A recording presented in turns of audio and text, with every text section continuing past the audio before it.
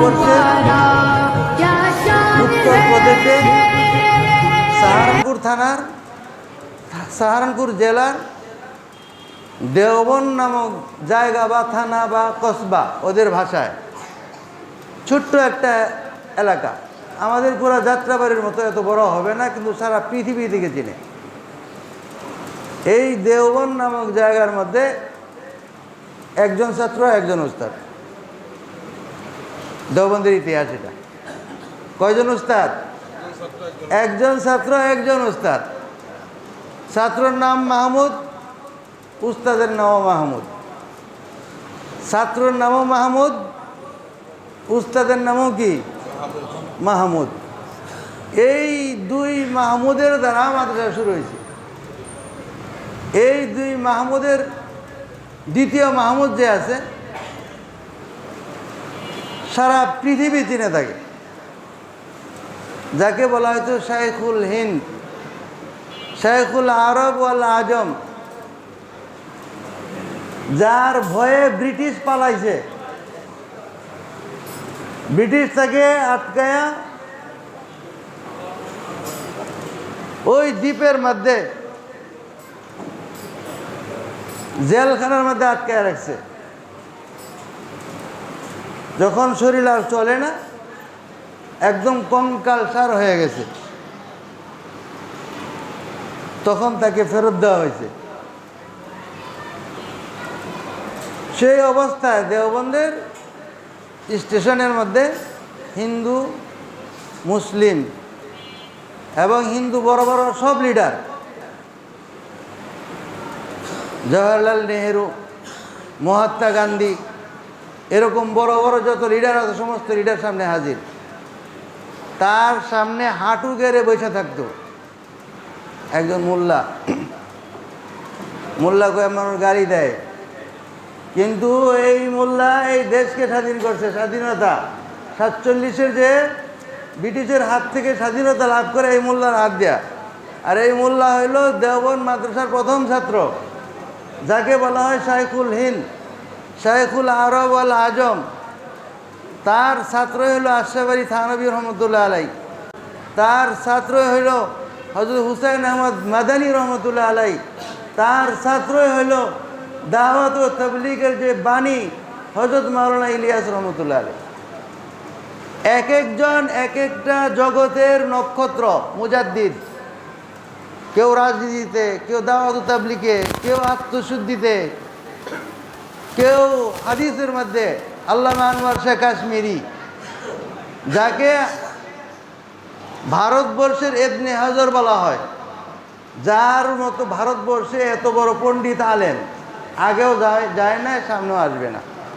এটা মানুষে বলে, আল্লাহ পাক পারে। বাকি বাহ্যিক আমরা তাই দেখতেছি। ভারতবর্ষে তার চাইতে বড় পণ্ডিত আলেম আগেও আসে নাই, সামনেও আমরা দেখতেছি না, পাই না আমরা এখন। এত বড়। তার একটা ছোট একটা ঘটনা বলি।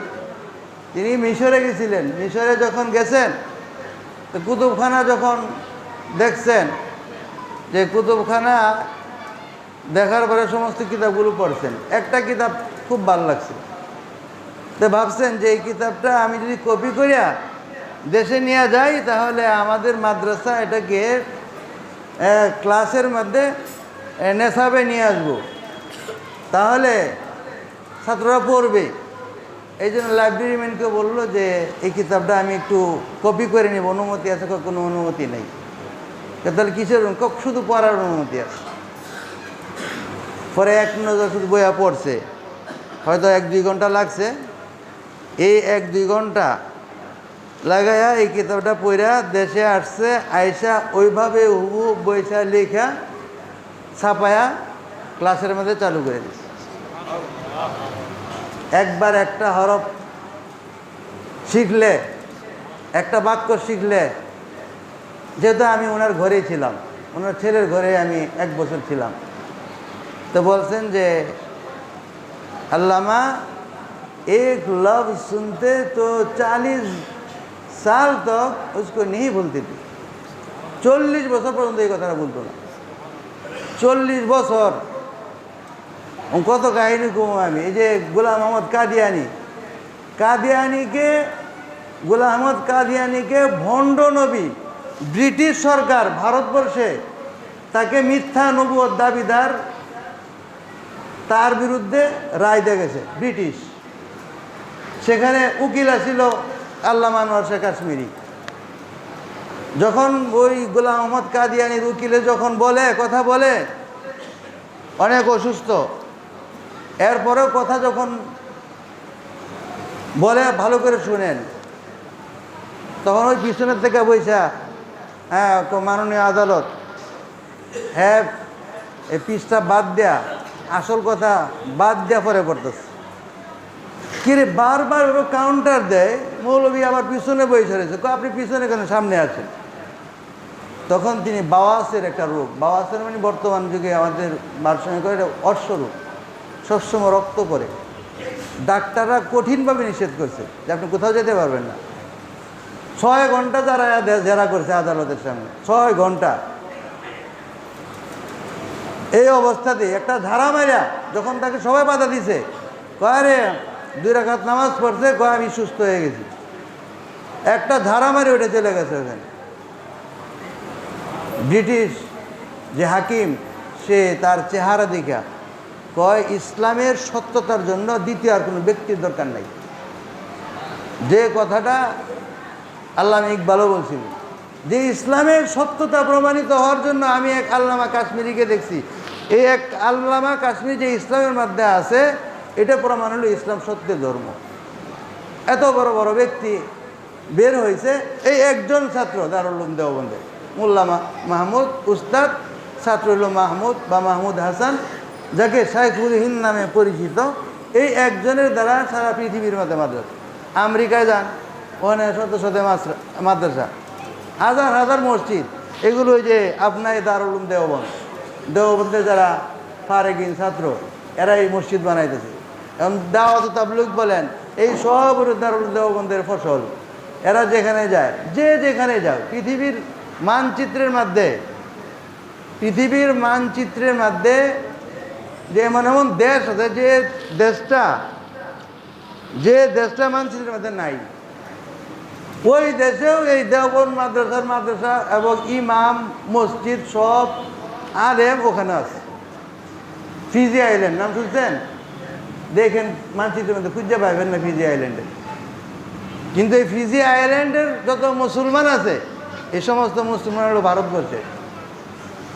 ওই ফিজি আইল্যান্ড আপনার এই মানচিত্র আপনি ম্যাপের মধ্যে আপনি দেখেন, নাই, মানচিত্রের মধ্যে নাই। ওখানেও দেওবন্দের ছাত্র আছে, দেওবন্দের ফুজারা আছে, ওখানেও দেওবন্দের যে থেকে শিক্ষা লাভ করছে ওরা ওখানে আছে।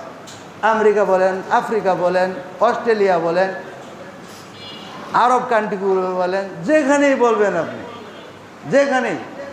অর্থাৎ আল্লাহ তাআলা এই দিনকে টিকায় রাখছে এই দারুল উলুম দেওবন্দ এই শিক্ষার মাধ্যমে। যাই হোক, বয়ান করলে কয়েক ঘন্টা জায়গা ঠিক নাই, এত আমি কিছু খোলাসা কথা বলবো, কারণ আপনাদেরও সময় কম, আমাদেরও সময় কম। আবার শবে বরাত রোজা রাখবেন, ওই উপরে কিছু আলোচনা করব। এর ফাঁকে আমাদের 2টা ছাত্র আছে, পাগড়ি দেওয়ার পরে কিছু কথা রাখি নাকি? হ্যাঁ, আমাদের হাফেজ সাহেব এবং 2 ছাত্র, অভিভাবক থাকলে অভিভাবক সহ আসবেন।